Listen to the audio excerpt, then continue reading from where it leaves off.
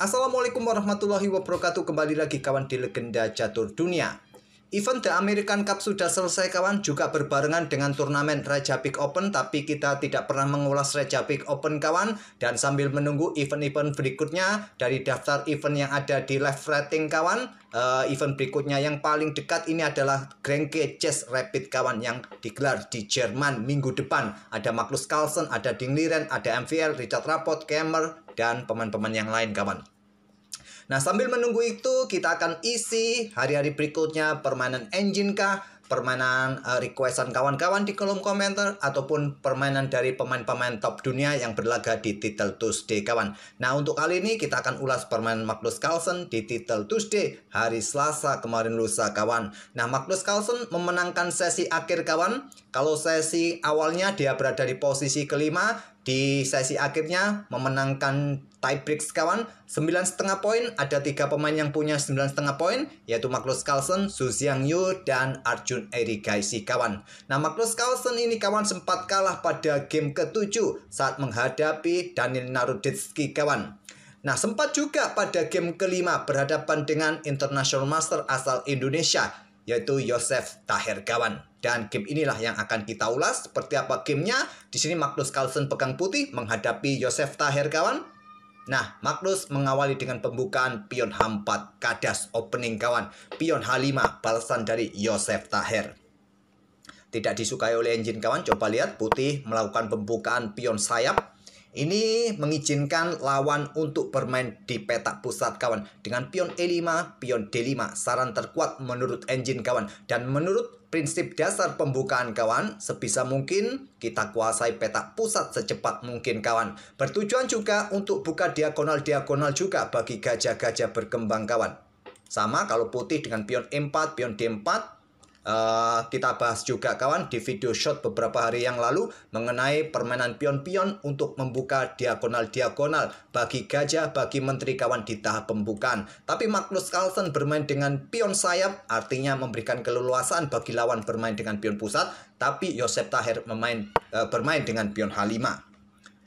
Magnus sekarang dengan pion pusat E4, ada pion C6, dukungan bagi pion pusat D5, dihadang dengan pion C4 oleh Magnus, tetap bermain dengan pion D5, Joseph Taher. Magnus membuka lajur E, pion E pukul, pion D5, pion C ambil balik, pion D5, tidak berlanjut baku hantam sekali lagi. Magnus Carlsen dorong pion D4-nya kawan, ingin mengontrol petak pusat di petak gelap, petak C5, petak E5. Dan kalau pion pukul pion, tentu gajah langsung punya tempo berkembang kawan. Nah, di sini kuda F6, lanjut Joseph Taher, kuda C3, selepas itu pion E6, ada kuda F3, kemudian gajah E7. Nah, di sini gajah terang D3, lanjut Magnus persiapan rokade. Nah, Stockfish menyarankan hitam membuka lajur D kawan dengan pion D pukul, pion C4 yang terkuat. Ambil balik oleh gajah, bisa diikuti kuda C6, pion A6, rokade bisa dilanjutkan oleh hitam. Tapi di sini Joseph Taher memilih dengan pion B6 kawan. Untuk jaga potensi pion putih didorong di lajur C, buka akses bagi gajah terang berkembang di diagonal terang panjang. Apakah keluar ke peta A6 untuk menantang di diagonal terang A6 F1 ini kawan? Itulah rencana dari Joseph Taher. Nah, Magnus Carlsen membuka lajur C. Ya, untuk antisipasi gajah keluar ke peta A6 kawan. Nah, diambil balik oleh kuda menantang pertukaran. Sekarang kuda ke E5, lanjut Magnus kawan. Untuk mencegah pengembangan gajah kah ataupun kuda kah. Juga untuk persiapan buka akses bagi menteri keluar untuk menyerang lajur F. Juga buka akses menteri menyerang pion jika hitam rokade. Gajah B7, lanjut Joseph Taher. Dan menteri langsung dikeluarkan oleh Magnus kawan tanpa menunda sedikit pun tempo untuk melakukan rokade. Dia mencoba ancam pion di sini, tetap pressure pion di sini jika raja rokade, dan juga ancaman discoverkan. Kalau kuda pukul kuda, gajah di belakang juga bisa jatuh. Banyak opsi menteri keluar ke peta F3. Sangat powerful kawan menteri di posisi ini.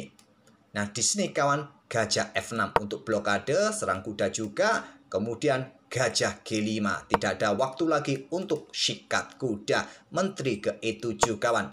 Untuk backup peta F7, backup gajah, persiapan pertukaran di sini. Nah, gajah E4 lanjut Magnus masih menunda rokadenya. Stockfish menyukai gajah ke petak B5 skak. Tidak mungkin diblokade dengan kuda, sikat kawan nanti dengan gajah ataupun kuda. Tidak mungkin kuda ke C6, gajah ke petak C6 kawan. Jadi memaksa raja akan bergeser. Nah, bisa berlanjut dengan benteng C1. Kalaupun kuda pukul kuda C3 ada discover Disney, masih bisa diambil balik oleh menteri. Karena gajah tadi sudah berikan ruang bagi menteri kawan backup kuda di petak C3. Tapi memilih dengan gajah E4 Magnus, nah bisa dimanfaatkan pertukaran gajah gelap di sini menurut Stockfish kawan. Nah, kalau diambil menggunakan pion langsung di sini, bisa berlanjut dengan langkah pengembangan kuda C6 menantang pertukaran kuda.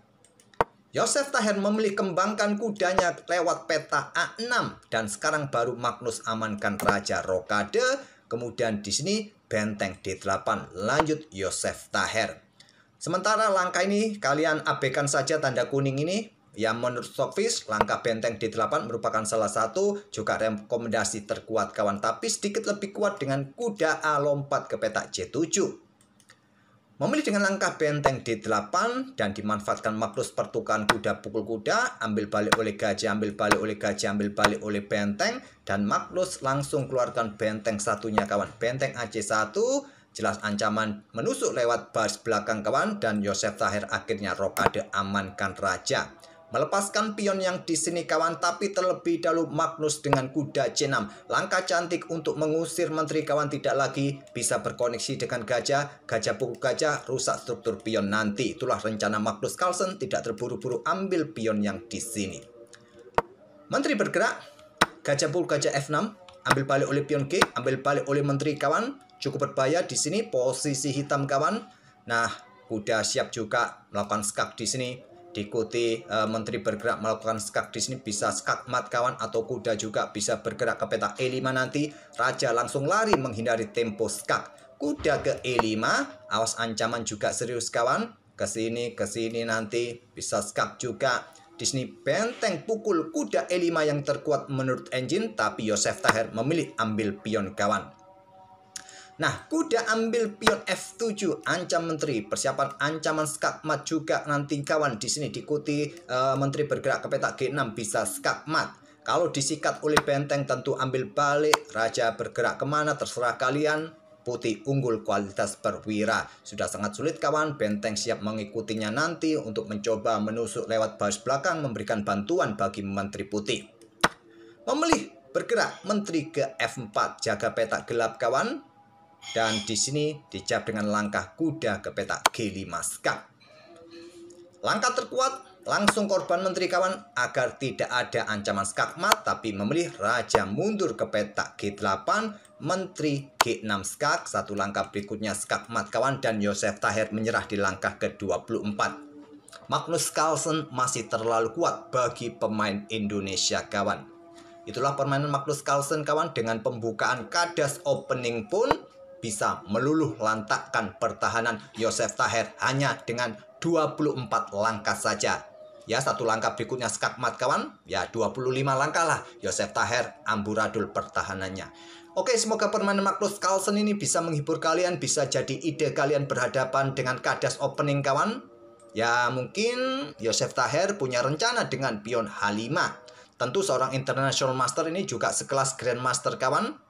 Tapi bagi kita pemain amatir, pemain pemula, ya diharapkan sebisa mungkin di awal-awal pembukaan kawan, kita ikuti saja prinsip-prinsip dasar catur kawan untuk memperkuat pondasi bangunan permainan kita. Tapi sekelas Grandmaster, International Master punya maksud kawan. Sudah dikalkulasi beberapa langkah ke depan, 10, 20 sudah pasti dihitung. Apalagi permainan Blitz ini mungkin jalurnya sudah tahu Joseph Taher. Jadi dia berani bermain dengan pion H5. Kita akan bertemu di video-video berikutnya. Terima kasih sudah mampir tiap hari. Wassalamualaikum warahmatullahi wabarakatuh.